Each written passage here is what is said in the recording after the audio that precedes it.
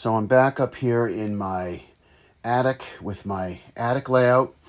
In the next couple weeks, I'm going to be hopefully releasing several more videos up here in my attic. In the last couple months, I've acquired a couple new engines, so I thought it'd be fun to kind of show them to you guys. And the videos hopefully will be on the shorter side, but I'm excited to show you guys what I've got. Some of them are old but new to me, and some of them are new and new to me.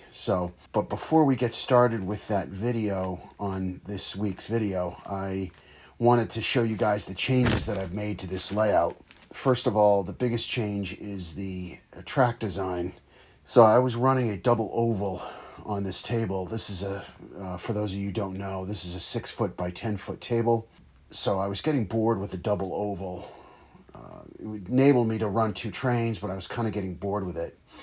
Then I came across a guy on YouTube. His channel's name is Piedmont Central Railroad, and I ended up subscribing to him. I like his layout. It's on the smaller side, but it's really well done with scenery.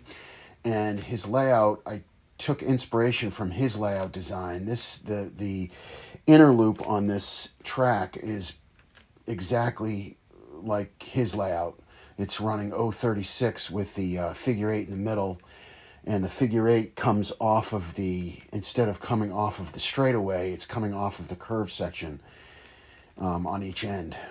I thought that was kind of a cool design. So it gives me a little bit more options as far as I can just do the typical oval runaround, or I can run the train on the figure 8, or I can turn the train around and change its direction using the figure 8. So what I did was I bought 2 powered 036 switches and 2 manual 036 switches that I bought used, which saved me a bunch of money instead of buying them new, and they've seemed to run quite well. Here's an addition that I made to the layout. This is a Rail King. It's called the Train Shop, and it comes lit. And I bought this at Northeast Trains in Peabody. I've mentioned Northeast Trains in a number of my videos. I found this at his store, at Don's store, and I liked it just because of it's the train shop. And you can see in the windows there's some trains in the windows, but the windows are not lit. There's no lighting. Other thing that's disappointing about this building that I discovered once I wired it up is that all the windows are see-through. So you can actually see inside, and you can see the light bulbs inside. You can see through to the other side of the building, which takes away a lot of the realism towards it. They didn't put in the frosted windows, which was a disappointment. I guess what I'll have to do is maybe put in some frosted windows to kind of so that the observer doesn't actually see into the building, which is what you don't want. Here's an example of another Rail King building that I have here on the table, and you can see the frosted windows. So the light comes through, but you can't actually see inside the building, which gives it a lot more realism and makes it look a lot better. So I was kind of disappointed with the new building that I got, but I'll just have to get some frosted windows for it. So another new addition is I added 2 more shelves up here.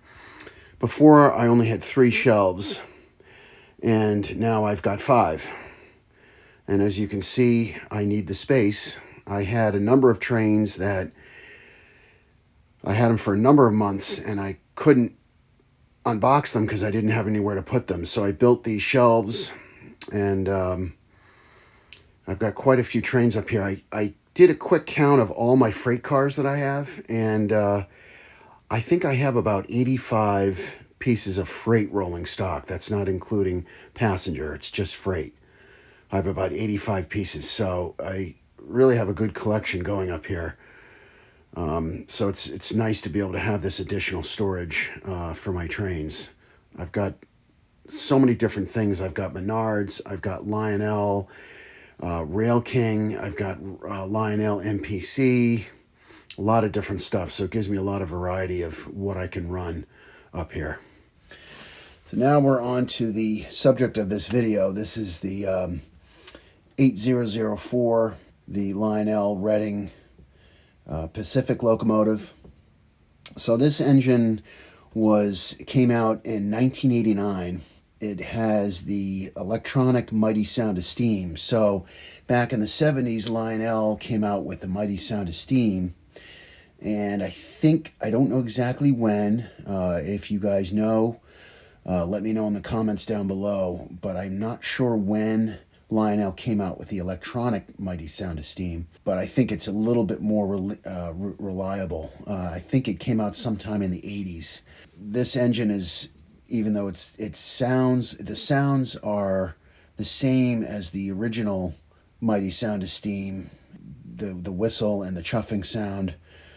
Some people think that the Mighty Sound of Steam is kind of cheesy because it's not really realistic, but I like it because it was Lionel's attempt to make these engines as fun and realistic as possible, and that's the technology that they had at the time. So I think it's really cool. I like the Mighty Sound of Steam. This engine also has the 3-axle trucks for the tender. It's got the white-walled drivers, which is a nice touch. Then it's got the gold trim running down the side of the locomotive with the 8004 numbering on the cab. It also has the nice Reading wording with the trim, the gold trim around the side. Here's the front view of the locomotive. There's the 2 marker lights up top, the headlight and the 8004 number hanging below the headlight with the imitation coupler in the front. So this engine is a typical conventional locomotive. It has the E unit that you can cycle through forward, neutral, and reverse.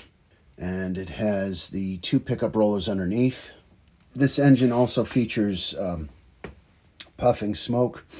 The smoke does work on this locomotive, but it doesn't puff out that much. It kind of, as you'll see in the video, it kind of flows out of the stack. You can see it kind of wafting out of the stack, but it doesn't actually puff up. So I don't know if that's something that's wrong with this engine. I'm not too sure, but you will see a little bit of smoke coming out. But this engine really runs great. I've got to spend some good time with it.